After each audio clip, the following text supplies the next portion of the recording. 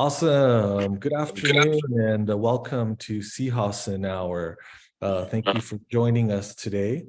My name's Mahio Manus, and I'm the Public Relations Director for the Navajo and Hopi Families COVID-19 Relief Fund. Mahio Manus in the Twitch ni nishle since the Kotni Bashischin, Omaha Eda Cherokee Eda Shanilla. That I'm from Chinle, Arizona, and every week we host a live discussion here on our Facebook group page, and we try to host guests and topics that we feel are insightful to the lives and issues that our community members experience. For Native American Heritage Month, we've reached out to guests that we feel are pushing the boundaries of art, entertainment, athletics, and just careers in general. So today, we're very honored to have Sierra Teller Ornelas join us. Sierra is a showrunner, screenwriter, filmmaker, and a weaver. She's previously staffed on Brooklyn Nine-Nine, Superstore, Happy Endings, Splitting Up Together, Surviving Jack and Selfie. She's the co-creator and showrunner of the Peacock show Rutherford Falls, which stars Ed Helms, Jana Schmading, and Michael Gray Eyes. Sierra is also a graduate of U of A. She's previously worked as a film programmer for the Smithsonian's National Museum of the American Indian, in which, and I like this part from her bio, she's helped create ridiculously entertaining programs about Native film and media. I think that's a good way to state that. And also, she's raised in Tucson. She's an award-winning sixth-generation Navajo tapestry weaver. They say a fairly good mom, probably a great mom, and is currently residing in Los Angeles. So, aside from any of the things I might have missed there, Sierra, go ahead and introduce yourself. Okay, thank you for having me. It's Sierra Ornelas in My name is Sierra Teller Ornelas. I'm Edgewater for the Mexican people, and thank you so much for having me here today. Great. Yeah. Well, I'm going to start off just a little bit different here. As a person who's doing screenwriting, who is bringing the Native view to a larger world view. What are some of your favorite things about the Navajo Nation, or about just Native nations in general? Oh man, that's a hard question and an easy question. I guess like everything, like obviously, I'm not from the Navajo Nation originally. My mom is born and raised, she was born in Colorado, but raised in the Two Great Hills area of New Mexico, the Four Corner area. My grandpa was a trader at many trading posts for many years, but mainly Two Great Hills trading posts. Okay. So I grew up in Tucson, Arizona, and we went back often. And I would stay with my grandma for long stretches. And I just love, I don't know, man. I just love Indians. I think we're the best. I think we're the best that do it. I love the sense of community we have. I love our tradition of storytelling for sure. My mother's maiden name is Teller because when we were interned at Bosco Redondo and given Christian names, they asked my great great grandfather what he did, and he said, "I'm the keeper of stories for my people," and so they made his last name Teller. And I love the way that we tease.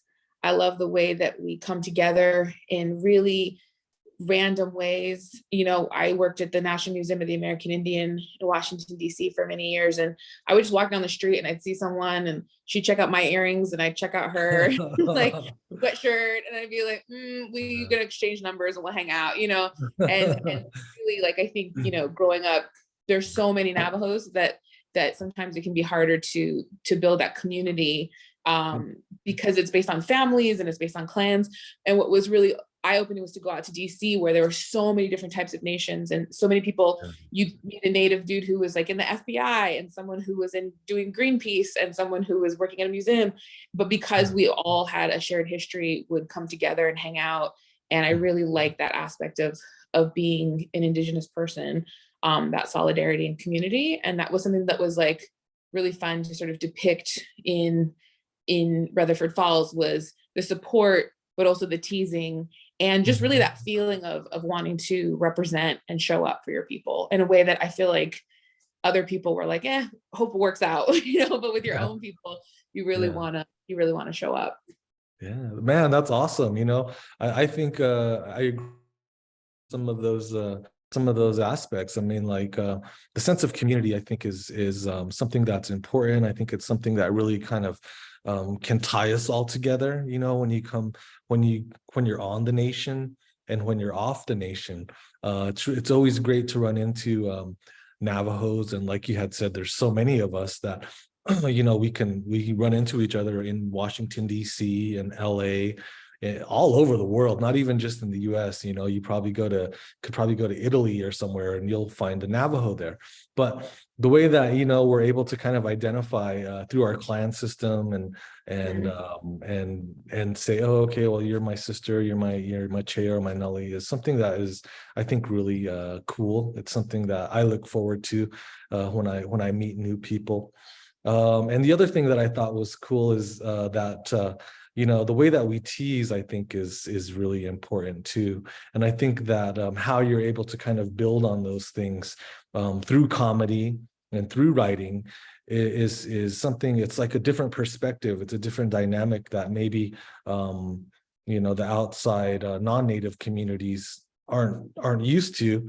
But if you're able to do it successfully, it really, you can make a lot of people laugh. So, and I Yeah, think, it's hard to get used to it. yeah, Sometimes you're like the teasing, but then like Mhm. you start to miss it when you're around people who aren't doing it, and you're like, I remember like teasing someone and then kind of being, I was like, oh no, that means I like you. Like I'm not trying to, actually, it's like if we're not talking about you, that's when it gets scary. So, but for Yeah, sure. awesome. Well, we'll kind of start off here and ask, um, how did you aspire to become a writer in television, and a television writer, and really, what compelled you to start to follow this aspiration or this drive to write for television? Yeah, for sure. My mom is Barbara Teller Ornelas. She's a fifth generation master Navajo tapestry weaver. And so I grew up with a family full of artists and entrepreneurs. So my grandpa being a trading post trader and her being a weaver, my grandmas, my aunties, everybody. And so I was like an Indian market baby. I was, someone who grew up working at hotels and selling jewelry and selling weavings. And so from a very young age, I really had to be able to kind of like talk and chatter. They always say that Edgewater women are very chatty. And so but really having to kind of articulate what my family was about, what our art was about, to people who'd never heard of it or seen it before, and really try to entice them to buy, but also really get the value of what we were doing. My mom never wanted to sell a rug to someone who didn't appreciate it and really understand the value, and she was really big on that, beyond just obviously it being like the way we made money. And so but when she would weave, it's very sedentary. You sit for hours weaving. And so she would give us money and say, go to Blockbuster and rent all the new releases. So we were like binge watching before that was even like a thing. And so growing up, I just loved movies. I loved movies and TV. And we were kind of allowed to watch as much as we wanted because my mom had to work and my dad was in college at the time. And so I just fell in love with television. I just thought it was so fun. And I'd watch the credits and be like, oh, I wonder who that person is. Or sometimes you'd see a woman's name, or I remember like when the Cosby Show came out, you'd see all these writers, you're like, I wonder who those people are. And so then over time, I really started to kind of look and see. My dad was really into comedy. He always wanted to be a stand-up, but he ended up becoming a pharmacist. And so he would explain jokes to me and explain why something was funny. And my family was just really funny. Like I remember him saying the first time he went back to the res to visit her parents, he's like, I've never laughed so hard. He's like, I had no idea, how funny everyone was in your mom's family. And so going to different places for my mom's work in different museums. We were in a movie once. It was this Al Pacino movie when I was 4, where we just happened to be somewhere where, where they were like looking for extras for a movie. And I got to be on a film set and it just seemed really fun. Like I was 4, but we got put in this like dressing room and there was like a big basket of fruit. And I was like, this is awesome. Like you just hang out on set and be Al Pacino and get free fruit. I was like, can't beat it. And so then when I ended up going to college, I remember thinking like my parents are gonna like be against me, but they were actually really supportive, and they were like, if you want to try and do this, like you should try. You're funny and you like movies. And I think my mom being an artist helped. It didn't seem so crazy, you know. And so then I applied for an internship at the National Museum of the American Indian and their film department, and they had the museum had just opened in DC. And so I got to go out there, and that turned into a job where I just showed movies, and that was awesome because like I thought it was just me and Chris Ayer. You know, I didn't know there were other people trying to do this at the time. And there were, you know, Native people have been making movies in Navajo specifically for, you know, over 100 years. And we're one of the first things that, you know, a film camera ever recorded. And we have this history of storytelling that predates everything else. And so I really started to get a confidence at the museum that this wasn't just something that would be cool to try, but something that, you know, there's a foundation for. And so I applied to these programs that they had to try to get brown people out here to write for television. And I got into a bunch of them. And from that, I ended up getting, you know, my foot in the door somehow. But all that sort of Indian market talking and sort of that booth baby training really came in handy. And it still comes in handy now. Wow, man, Indian market, that's like a whole phenomenon in The whole itself, other you thing. know? Yeah. It's I great. mean, Like also like, yeah, it's a mixture of commerce, but also like a family reunion mixed with mhm, art, mixed with like the competition yeah. and just, you know, people game recognizing game. Like I love Indian market. It's one of my, it gets a lot bad rap Indian markup, but I love Yeah. the artistry and that native excellence. You know, I feel like there's very few opportunities for us to really celebrate that. And I think market has become one of those places. Yeah, I mean, I love to go and I love to see a contemporary art. I like to see what you know, some people who might be my peers are doing Yeah. to kind of push art in terms of, you know, everything. I really like two-dimensional, you know, like photography, painting, things like that. Totally. Um, But and don't then sleep on the traditional. The traditional is also innovating, and they're also yeah. doing new things, especially all these young kids who I feel like were Mhm. raised up in traditional art and education. Like they're really taking it to these. I mean, seeing the new weavers, these young weavers, it's really inspiring. Like my brother's younger than me, but what he's been able to do with the art form is amazing. But I love both. I think they're really starting to kind of, in a beautiful way. It used to be kind of competitive, like Mhm. contemporary artists will kind of look down on traditional artists, and traditional artists would be like, you know. But I feel Yeah. like now kind of feeding off each other, and Uh-huh. kind of the internet kind of helped us kind of interact in a better way. Yeah, I mean, even at that, you know, kind of pushing that particular the just thought process or what you mentioned, you know, we have traditional and we have contemporary.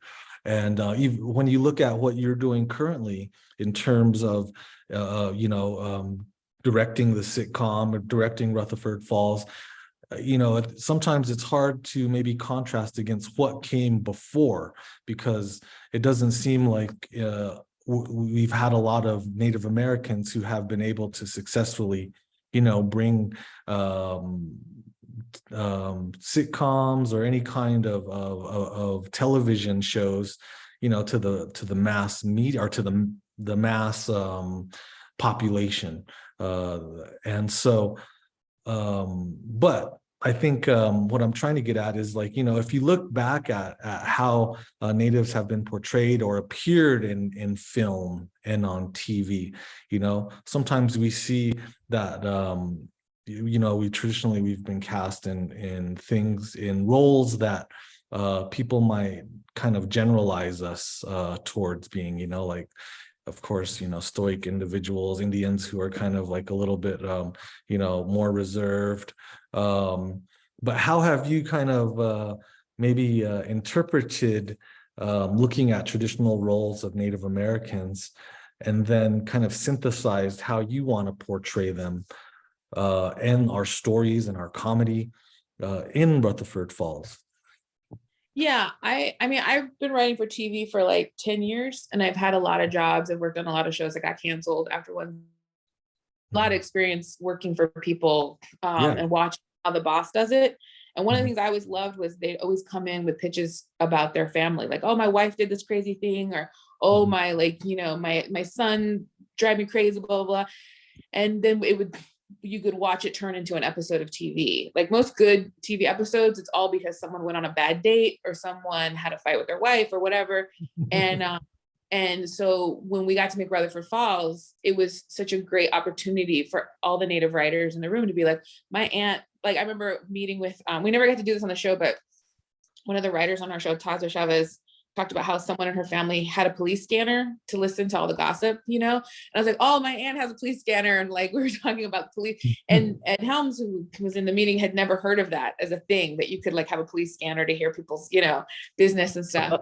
And so, but we were like, oh, we got to put that in something, you know? And so much of the, you know, there's an episode of Rutherford Falls where Terry Thomas, played by Michael Grace, really wants his daughter to use her beadwork to make money. He's like, oh my God, this is like such good quality. Like you could make, you know, $200, 300 from a white person, like get it going. And she's like, no, I just want to like share and give it away. I don't want to keep it. And that stemmed from Jana being this, who plays Regan on the show.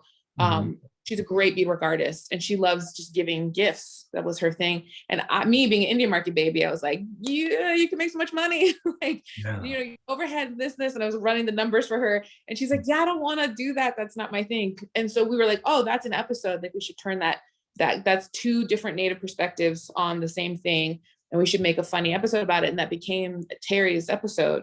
And so what's so fun is really, I don't know in terms of like reactions to stereotypes, because we all know it's bad, we all know it's like annoying, you know, but I also know a lot of like, all my uncles love Westerns, like it's hard, right? It's complicated. It's like these things you don't like, but you also love them. And so for us, it was always just like, let's just take stories from our lives and if it feels real to us and it feels like something one of us has gone through or enough of us have gone through, or it's a topic we all had a different opinion on, and we have 5 Native characters who can have different opinions on it, let's just chase that story. And to me, that's why I think the show felt so real and fun and funny, is because it was all from our lives. And it was a chance to really get to do that. Wow, that's awesome. Who are some of the writers that you've collaborated with in Rutherford Falls? And, you know, what are some of the dynamics that they brought to, you know, the writing room when you've been able to kind of just bounce ideas off and come up with, you know, episodes? Yeah, I mean, it was great. Like Ty LeClaire is a Mohawk writer from Ganawage in Canada. Tasba Chavez is Paiute Bishop from California, who also wrote and directed on Reservation Dogs. Season 1, we have Bobby Wilson, who's the best. Jana Schmeeding, who plays Regan, was a writer in the room first. Az Dungy, who is Pamunkey from the East Coast. Dash Turner, who's another California native, myself, trying to think, I know I'm going to be missing somebody. We had different writers season 1 and season 2. So some left, Bobby had to go. And then Dash and Az joined us season 2. But it was just really nice to have, and then we had like writer assistant, Caitlin Jeffers. But everybody was from a different area. Some of us grew up on our reservation. Some of us did not. Some of us are from cities.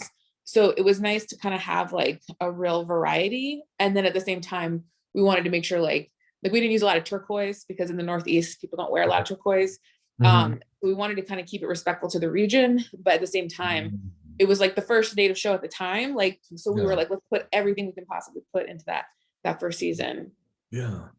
Awesome. I didn't know that about turquoise. I mean, we always have our turquoise on down here. No, and I think like on most shows, if you're trying to like express that someone's Native, they're always covered in turquoise. And I'm like, that person's in Alaska. Like that doesn't make I watch it. I was like, that makes no sense, you know? So we were really judicious with our turquoise show.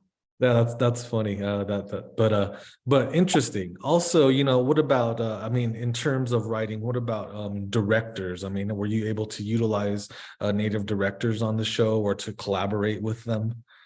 Yeah, we had season 1, we had Sydney Freeland. She did, I think, 4. She did 4. So almost half the season. And then season 2, because Sterling was supposed to do some, but he got a TV show he had to go do. So we had to like figure it out. And then season 2, we had Tazo Chavez do 2, and Tracy Deer, who's a Mohawk director from Canada, do 2. And I know I'm forgetting somebody. But so it was a lot of Native women directors, and it was just a great time. And then also like as a showrunner, I'm there every episode. So like film is like a director's medium. So the goal, like once you write a movie, the director takes it and does whatever they want with it, and it's really their film after that. So the writer Yeah. has very little power in movies, but in television, at least for now, it's a writer's medium, and so it's all about making that showrunner, that writer happy. So I was on set every day for every episode. So even if we had non-native directors, the showrunner was there, and then we always had like at least one. Well, Jana being on set was always great, and then also just we had a lot more people on set, native writers wise, season 2, just because it was nice to have backup and support. Season Yeah. 1 was COVID. There was like no visitors or Oh, anything. So close that kind of thing. yeah. It was a Mhm. lot harder to do that stuff. Season Oh, 1. wow. Wow. Yeah, the pandemic just kind of affected all of us all around, Yeah. just in terms of here on the Navajo Nation, it shut down a lot of our tribal offices, Yeah. limited hours of our shopping, like bashes and stuff. So yeah, I think that those kinds of things also probably affected television and film as well. But also, shout out to everybody that you mentioned: Tazba Chavez, Bobby Wilson, Sterling Harjo, but I'm probably not mentioning them all as well too. But Yeah. we have a lot of Native talent out there who are making headway in film and television currently, and I think that that's great. I mean, I don't like to consider things in terms of like, oh, there's such a renaissance, but it's just like it's the time for us currently to tell our stories, and we have, I think, the storytelling, the comedy, the points of view really translate to a lot of maybe our current peers who are tuning in and maybe driving ratings. But it's so nice to be able to hear about reservation dogs. It's so nice to hear about Rutherford Falls, and to know that we have Native Americans who are um, kind of behind the scenes being successful in these areas. Also, sometimes we'll talk about our stories in terms of like reclaiming the narrative, and sometimes that could be a little bit cliche in terms of like how we want to kind of describe what's happening now, as opposed to like, well, we're telling the stories the way that we see them, the way that we've grown up, the way that we want to influence how it is we're seen on TV. And a lot of this can be attributed to pop culture, the way that Native Americans, you and me and a lot of people get influenced by pop culture. Mhm. Just like how you were saying, sometimes your parents would say, well, here's some money, go rent movies and we're going to watch movies. My cousin Jeremiah was on Sihasin Hour Oh 2 weeks yeah. ago. Yeah. And he talked about that. He was like, when I was young, I we would go rent all of the movies at Rent-A-Flick, and I would rent all of the ninja movies, and that's how I started to want to become an actor. But the way that pop culture influences us, I think, is kind of inherent in terms of how we express ourselves. What are some of the maybe like the early shows, pop culture, romantic comedies, anything like that kind of made an impact on you and might have influenced the way that you storytell. Yeah, for sure. I mean, I think that's what's weird about Native people is like we have a deep relationship with pop culture, whether we like it or not. Like I think the obviously the tragic part of it is like mascots and cartoons and being depicted as fantastical creatures, and even now, like but I think the flip side of it is just like how much we deeply love movies and television. Like I think we really, I don't know a Native person that's like not that into movies or not that, like whenever I go home, like that's all we talk about is like what we've seen or what we're gonna see. Or my Uncle Ernie will just start watching movies from like the 60s and he'll talk to me through it and stuff. And it's kind of my favorite part of visiting home. Yeah.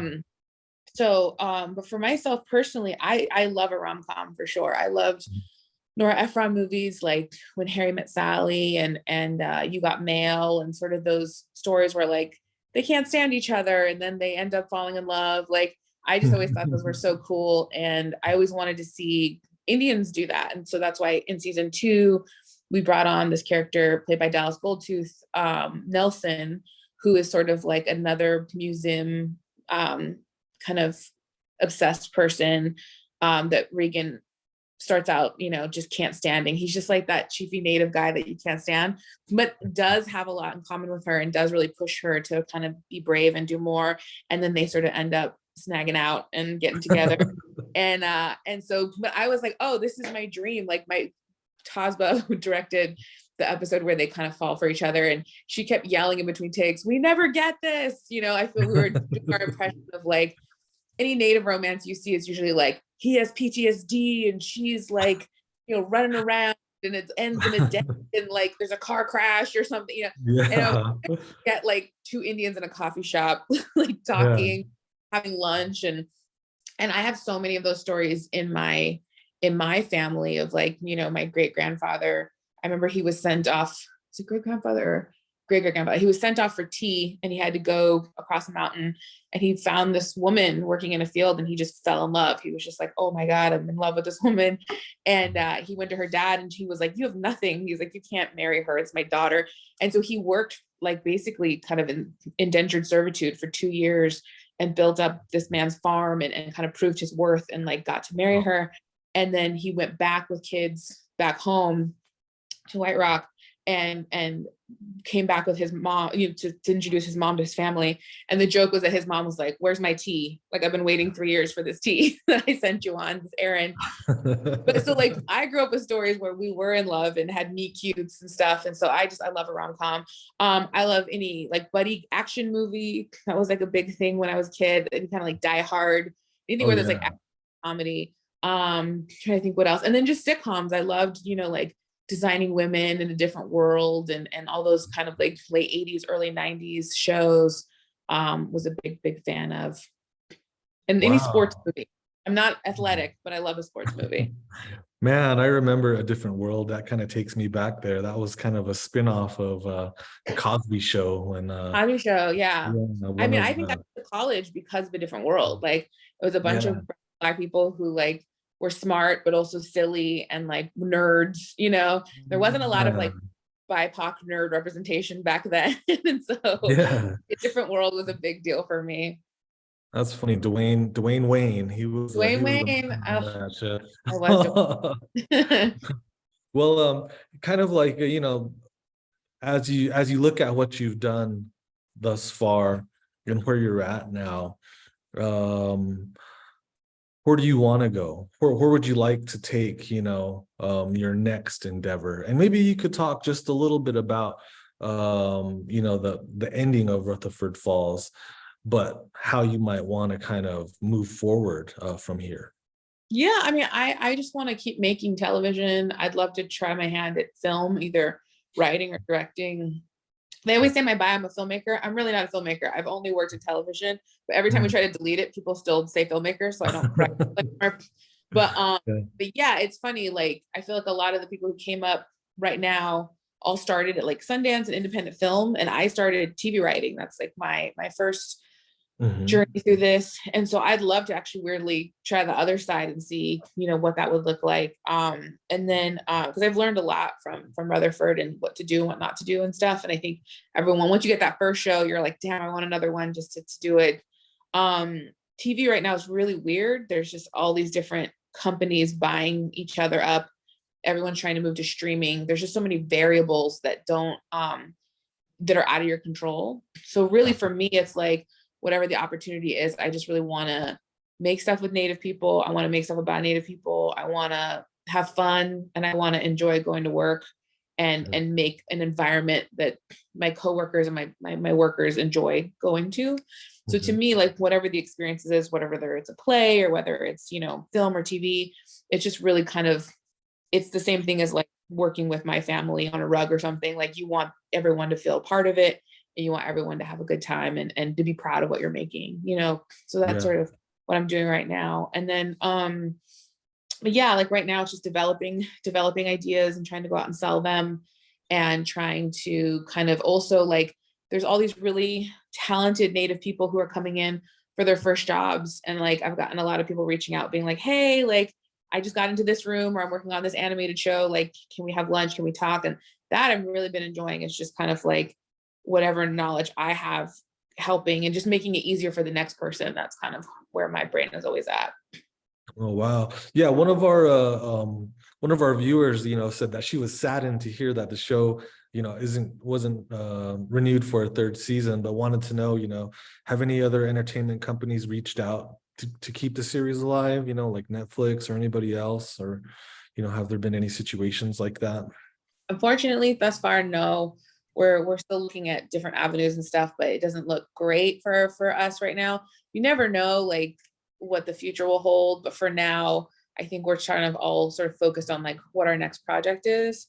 But I think it's like the thing that makes me happy is like Michael Gray never did comedy until Rutherford, and now he's already on another comedy in Canada that he's like directing and producing and stuff. Like Janice Meeting, I think, is a freaking star, and like to see her as like Bev on Res Dogs, and she's gonna work and so many other shows, and so really it's like the thing I really mourn is that we might not get to make more episodes about those characters, because I feel like those characters were like my family, and I love them so much. But I am excited about like the ripples of what was created, if that makes any sense.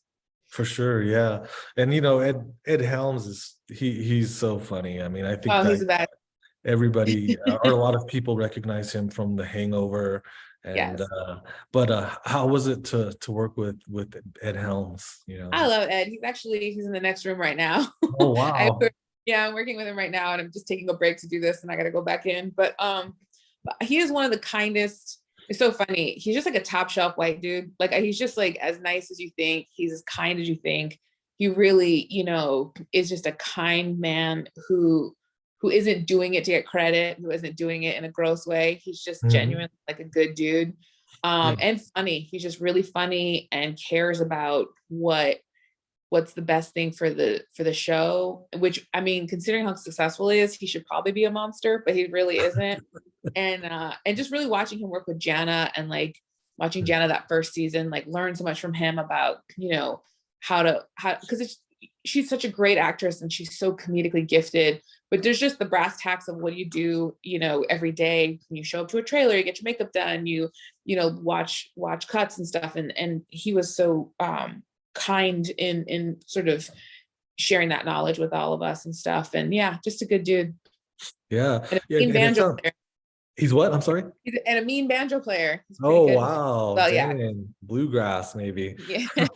But it sounds like you've worked with some native writers. You've talked about that. You've talked about working with using native directors as well too, and having somebody like Ed and Jana and working with them. But were do you feel like at a certain point you guys were able to develop some kind of synergy where it was just like kind of some momentum in terms of how you were writing, building on ideas? Was that there in the process of producing these sitcoms? Definitely. I mean, I think it helped to have Jana and Ed both be writers, so they could talk not just about their own characters, but other characters and where they wanted to see them go. I think that like Ed really cared about Michael's character. He really cared about how that guy was portrayed, Mhm. and also the friendship between him and Regan. Mhm. And yeah, I think, comedy is like a language. And I think that like when you can speak it fluently with each other, there's just nothing better.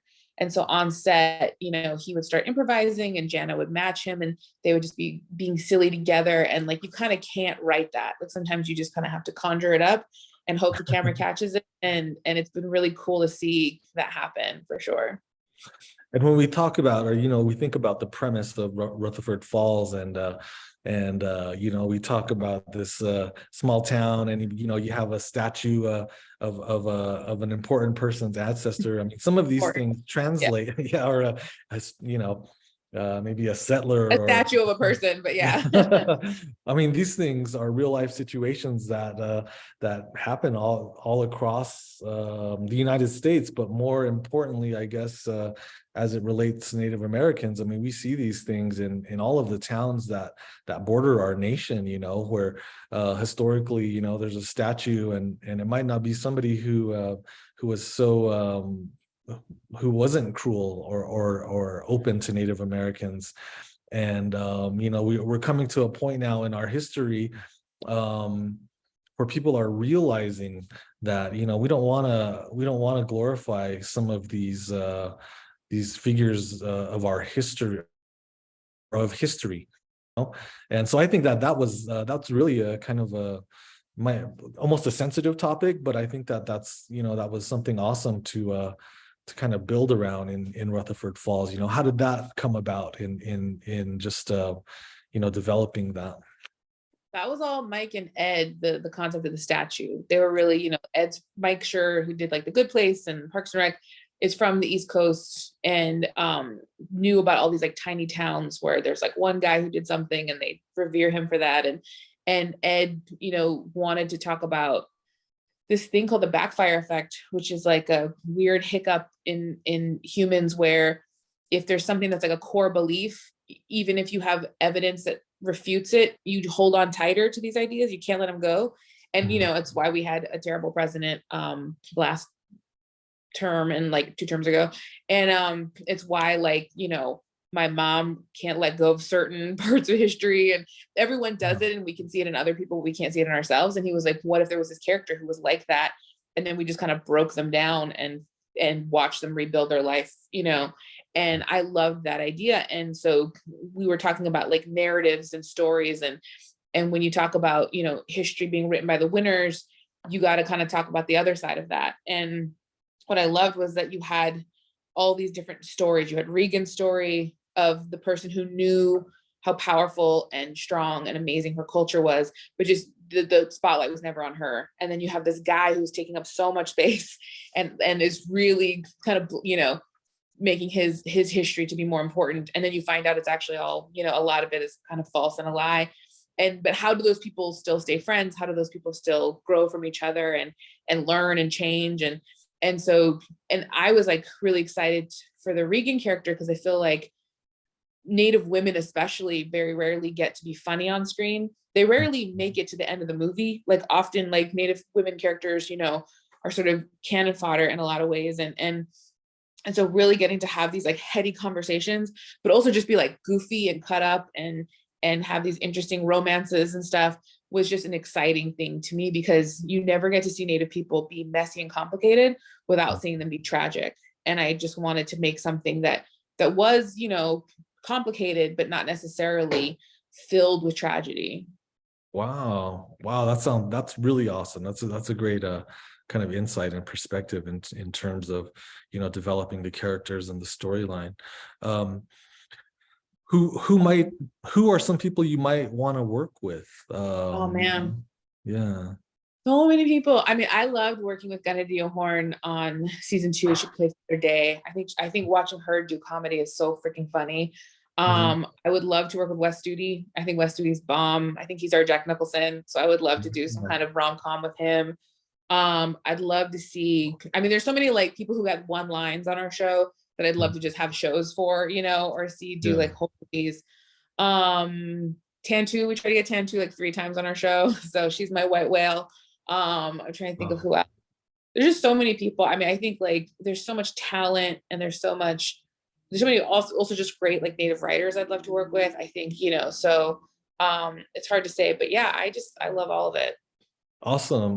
What about just in terms of maybe you could shout out some of your contemporaries currently, and what are some things that you like about seeing, some of our Native talent backing shows that are being successfally in online or on TV as well too, or even in film. I mean, obviously, like Reservation Dogs is so good and it's so enjoyable to watch. I always say like it's so nice to be to watch a show that's Native, that like I had nothing to do with, because like beyond just like being friends with them, but they can just enjoy it. Like when I watch my show, it's like my mom will look at pieces and she's like, oh, I messed up that little square, and she can never like just enjoy her art, you know? And so with brother, it's like, oh, that we had one more take on that or whatever. But so it's nice to just watch a native show and like not have to think about how it was made. Uh-huh. I love Sydney Freeland. I think she's an incredible director. I think she's so talented, and just really, I cannot wait to see, like, her budgets just keep getting bigger and bigger. And I can't wait to see what she does, you know, in the future. I know she's got some cool stuff coming with Echo and I'm trying to think what else. Dash Turner and Brian Bahi and Tyler Clare are part of this thing called the Gative Illuminati. And I think they're very, very funny, and they're all kind of doing their own thing. But Dash's stand-up, I just think, is so funny. And he's like a weird desert dog, and I just love him. I think he's so like funny and smart. And then Jana, I mean, Jana is writing and getting ready to develop her own stuff right now. And I'm very excited about that. I'm trying to think of who else.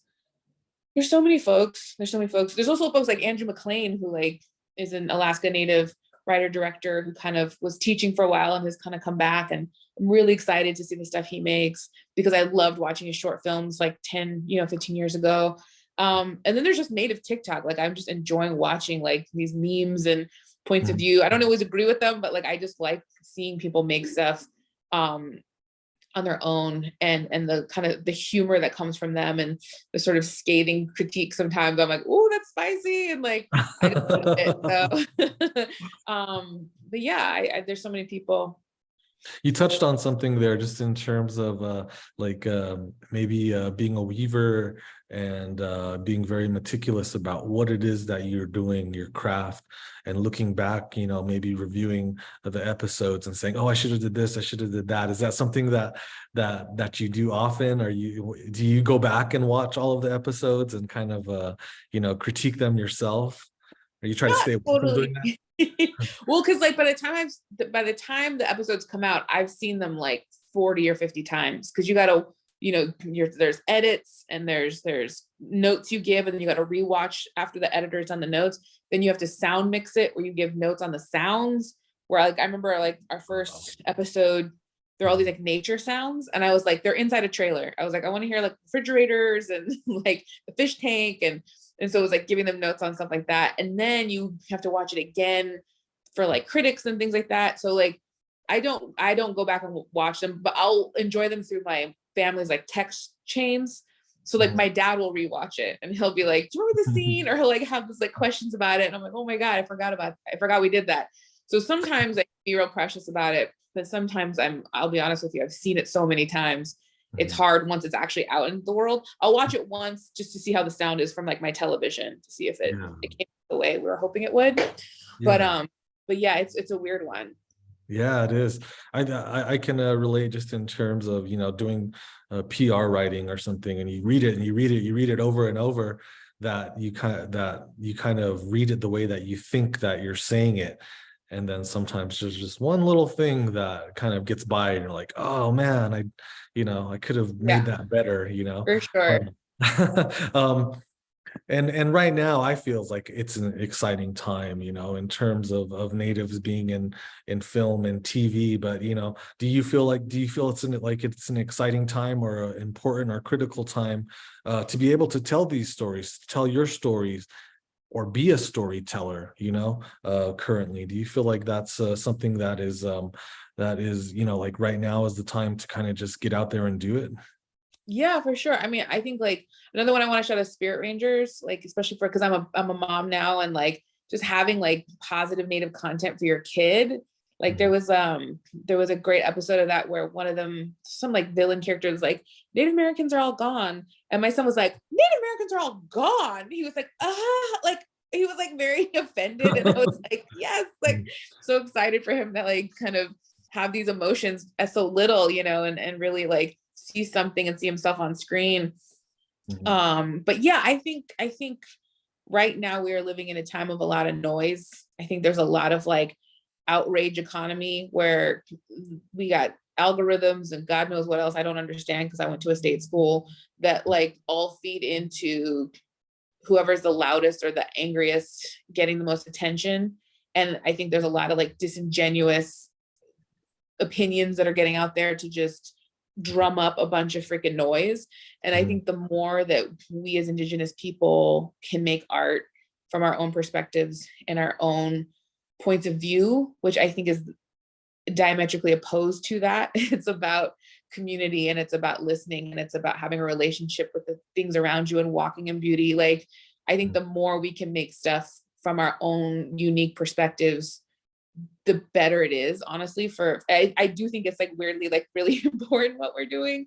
And then it's also silly and dumb. And I think there's a lot of forces out there, especially in media, that are trying to dehumanize us, whether they're even aware of it or not. Like, whether it's like the New York Times and journalism versus, or like television, like just watching the way in which, like, I think a lot of like mainstream television has tried to talk about missing, murdered Indigenous relatives. Like, they think it's like true crime. They think it's like this sexy thing, Wow, and yeah. so us getting to really tell those stories and us really getting to be the captains of those ships, I think is like really important. And I also think it's just a good template for like how to talk to people and how to be, and just a good reminder of like, there's other ways to talk and communicate. Awesome. Really awesome. I have just a couple more questions outside of, Okay. film and media. Who might be like native designers or people who are artists that you're really kind of being inspired by?